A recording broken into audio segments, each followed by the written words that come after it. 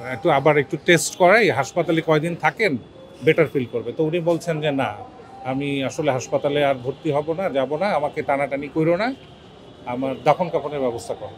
তো আমি বললাম যে এগুলো কি বলতেছেন, আপনি এক কাজ করেন, আপনার যাইতে হবে না হাসপাতালে, আমরা আমার ল্যাব থেকে লোকে নিয়ে এসে আপনাকে এখানেই আমরা টেস্ট করাচ্ছি, আপনার বাইরে যাওয়ারও দরকার নেই, আপনি জাস্ট ওষুধগুলো একটু চেঞ্জ করি, আপনি একটু বেটার ফিল করবেন। না, আমি যাব না, আই অলরেডি কুইট। তো রূপম হাসছিল, এবারে আপনি এগুলো কি বলেন? আমিও বললাম না, এগুলো তো বলার কিছু নাই, আপনি তো একটু শ্বাসকষ্ট হচ্ছে, এটা ঠিক হয়ে যাবে, বা ডায়াবেটিসটা কন্ট্রোলে নেই, ঠিক হয়ে যাবে, আপনি একটু দু একটা ওষুধ আমরা চেঞ্জ করে এবার দেখাই।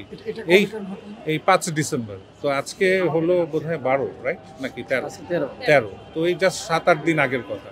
তো আমরা লাস্ট উইকই প্ল্যান ছিল আমি আমার ল্যাব পাঠাবো, ওনার টেস্টগুলো করবে, বাট উনি রাজি হন নাই। এবং আজকে সকালেই রূপম আমাকে, মানে যখন ফোনটা দিল, মানে ইয়ের পর আফটার জুমা, জাস্ট তারপরে যখন 2:30টার দিকে ফোন দিল, তখন আমি লাঞ্চ করছি, বলতেছে যে এরকম উনি মাথায় আঘাত পেয়ে বাথরুমে পড়ে গেছে, ওনাকে হাসপাতালে নিয়ে যাওয়া হচ্ছে। তার পরবর্তী খবর ঠিক 10 মিনিটের মধ্যে আসলো, উনি অলরেডি এক্সপায়ার। তো আমি খুবই অবাক হলাম যে জাস্ট এই 1 সপ্তাহ বা এই 8 দিনের ব্যবধানে, ফিজিক্যালি উনি অনেক উইক ছিল, কিন্তু এতটা খারাপ সিচুয়েশন হবে এটা আসলে বুঝতে পারি নাই। হ্যাঁ, আজকের এই ঘটনাটা, ইনসিডেন্টটা কি একটা বার্ধক্যজনিত বা পূর্বরোগ নাকি আঘাতপ্রাপ্তটাই? এটা বার্ধক্যজনিত ব্যাপার ছিল, যেহেতু উনি হাঁটাচলা করতেন খুবই মানে সময় নিয়ে, কারণ ওনার শ্বাসকষ্টও ছিল, ওনার বাথরুমে যাওয়া আসা অনেক টাইম সময় নিয়েই করতেন।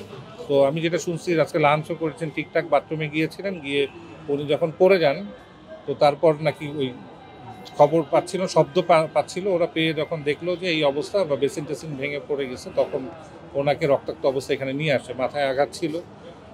ঠিক বোধহয় 2:35 এখানে নিয়ে আসা হয় ডক্টরের কথা অনুযায়ী, এবং 2:45 উনি 10 মিনিট পরীক্ষা নিরীক্ষা করে বলেন অলরেডি এক্সপায়ার। তো আঘাতের কারণেই ডক্টর যেটা বললেন যে ওটার কারণেই আসলে মৃত্যু।